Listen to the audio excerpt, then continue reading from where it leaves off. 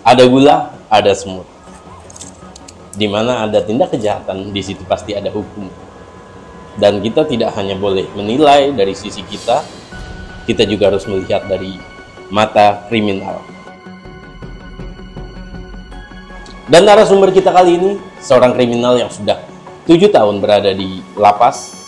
Apa yang saja yang dia alami dan apa saja yang dia lakukan.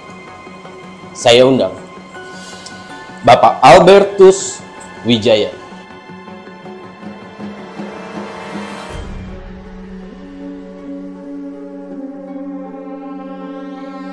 Selamat malam, Pak. Selamat malam. Malam. Silakan Bapak memperkenalkan diri kepada pemirsa kita dulu. Saya Albertus Wijaya. Saya tahanan yang sudah dipenjara selama 7 tahun, Pak. Zodiak? Gemini. Oh, sebentar lagi ulang tahun kalau gitu. Besok banget, Pak. Selamat. Makasih ya, Pak ya. Kalau boleh tahu, Pak Albert, apa tindak kriminal yang Anda lakukan sehingga ada di penjara? Tindak kriminal saya ini kalau menurut keterangan pengadilan termasuk tindak kriminal yang sangat berat, Pak. Saya melakukan pelanggaran sombong. Oh, pasal 238, ancaman hukuman 20 tahun penjara. Oh, Masya Allah. 20 tahun, Pak. Ya, Bapak kan udah sidang, anjing. Bapak sudah sidang, harusnya Bapak tahu. Saya ngantuk, Pak, saat itu, Pak. Jujur aja, Pak. Dan vonis hakim saat itu, berapa tahun penjara? Saya kurang ngedengar, Pak, karena saya ngantuk itu, Pak. Yang penting saya jalanin aja gitu hukumannya, Pak. Oke. Tindak kesombongan. Iya, Sebuah tindak kriminal yang sangat kejam dan tidak manusiawi. Bagaimana proses kronologi penangkapan Bapak dan bagaimana kejahatan Bapak bisa terbongkar? Kronologinya waktu saya masih SMA, Pak. Saya masih SMA, saya lulus tahun berikutnya saat reuni itulah, Pak. Reuni klasik. Reuni kan tempatnya kesombongan bertebaran, Pak. Iya. Sangat mudah terjadi kejahatan di acara reuni. Betul. Dan saya ini termasuk orang yang melakukan tindak kesombongan tuh level atas. Saya waktu itu reuni SMA ada di Warkop Brawijaya, Pak. Saya ngumpul di situ sama teman-teman. Saya tahu. Dekat kerapatan. Betul. Iya. Saat itu saya datang jam 5 sore karena memang reuninya sekalian buka puasa, Pak. Iya.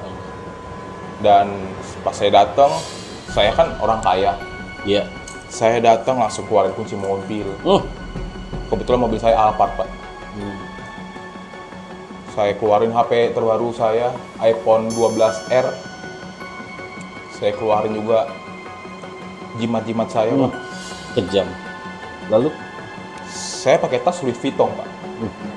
Saya langsung lepas, nggak saya dudukin di kursi gitu aja, Pak. Saya taruh di meja. Dengan tujuan dan niat untuk menyombongkan diri. Betul. Saya merasakan kepuasan, Pak, saat saya sombong. Dan Anda ditangkap? Saat itu saya lagi asik-asik ngumpul gitu. Tiba-tiba tangan saya sudah diborgol aja gitu, Pak. Langsung dibawa polisi keluar. Berarti Anda sudah jadi target operasi. Sepertinya, Pak. Saya sudah jadi target operasi, cuman saya nggak sadar gitu. Bagaimana mungkin seorang pria normal seperti Anda, yang dari luar kelihatan baik, bisa melakukan tindakan kejahatan yang sebegitu kejam? Apa ada latar belakang yang melatar belakangi itu? Ini saya baru pertama kali cerita di sini, Pak. Ya. Ini eksklusif hanya di channel Bapak. Terima kasih. Sama-sama, Pak. Jadi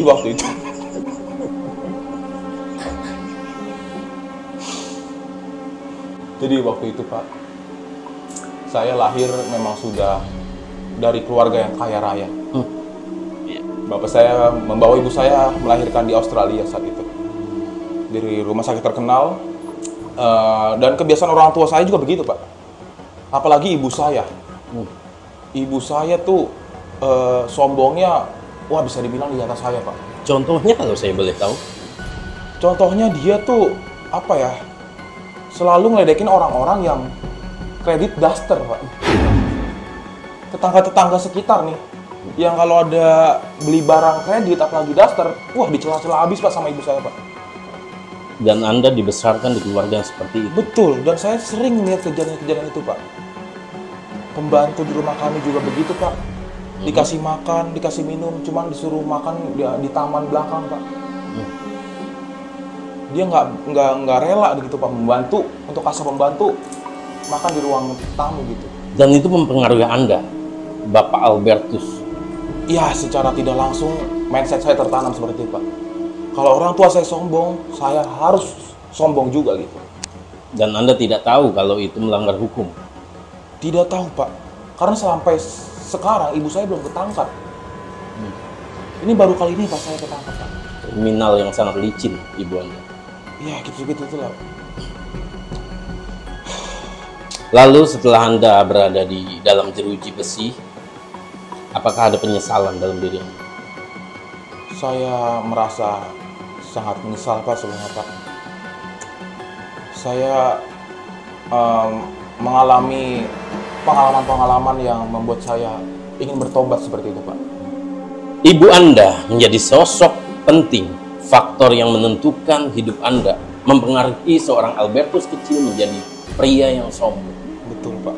Bagaimana, kalau boleh tahu lagi, kepribadian ibu Anda? Apakah dia punya prinsip tertentu? Dia selalu ngomong ke anak-anaknya, kalau misalnya buat apa kaya kalau orang lain tuh nggak tahu. Buat apa kaya kalau orang lain nggak tahu. Itu yang tertanam di pikiran saya, di hati saya, di keluarga-keluarga saya, seperti itu, Pak. Ibu Anda murni seorang psikopat. Iya. Lalu bagaimana kepribadian Anda sehari-hari? Apakah Anda sering melakukan tindak kriminal, kesombongan tanpa diketahui orang? Wah, saya sering banget ngelakuin. Bahkan yang tadi saya bilang, Pak, ya, saya punya kepuasan sendiri. Saya tuh senang banget minjemin duit ke orang lain. Bahkan saya nggak berharap gitu mereka kembalikan. Yang penting saya ngerasa, wah, saya di atas mereka gini. Anda menikmati perasaan itu? Menikmati, saya punya kepuasan sendiri gitu, Pak, kalau ngeliat ngebagiin duit ke orang lain gitu. Anda menikmati saat melihat orang miskin mohon-mohon kepada Anda? Betul. Nggak cuma itu, Pak, nggak cuma duit. Sembako saya bagi-bagiin, Pak. Saya bagi-bagiin sembako ke rakyat-rakyat. Saya kontenin. Ya biar orang lain tahu gitu kalau saya tuh kaya, saya punya banyak uang. Memang sebuah tindak kejahatan yang cukup menggoda bagi siapapun. Betul. Itu memang menyenangkan. Betul. Tapi Anda sudah kelewat batas. Saya Lalu, Bapak Albert, sekarang apa kegiatan Bapak selama di lapas? kegiatan saya ya cuman berdoa, Pak. Karena saya menyadari setelah 7 tahun saya penjara, saya banyak melakukan kesalahan. Saya berdoa, saya makan, cuman ya gitu, Pak. Yang namanya sombong ya, Pak, ya. Iya. Masih suka ke bawah gitu, Pak. Saya kan suka dapat kiriman makanan dari keluarga ya. Iya. Itu makanannya enak-enak banget, Pak, dan pasti mahal. Itu saya makan sambil joget-jogetin teman saya gitu, Pak. Dan sipir kebetulan tidak melihat itu. Sipir tidak melihat itu. Saya ledekin teman-teman saya, makan enak. Emang kalian makan nasi aking doang.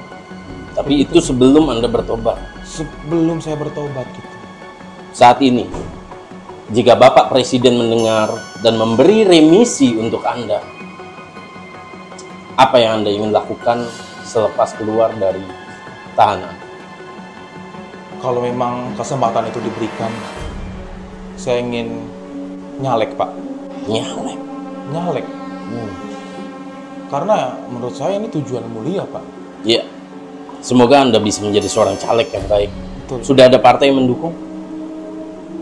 Belum ada, Pak. Cuman kalau Bapak punya kenalan, boleh info ke saya, Pak. Oke, nanti bisa saya broadcast ke teman-teman saya. Oke, terima kasih, Pak, ya. Oke, pemirsa, itulah wawancara singkat kita bersama Bapak Albertus Wijaya, seorang narapidana yang dihukum 21 tahun atas kejahatan kesombongan. Semoga kita semua tetap dijaga oleh Tuhan agar tidak melakukan kejahatan yang sama. Karena di mana-mana ada mata kriminal.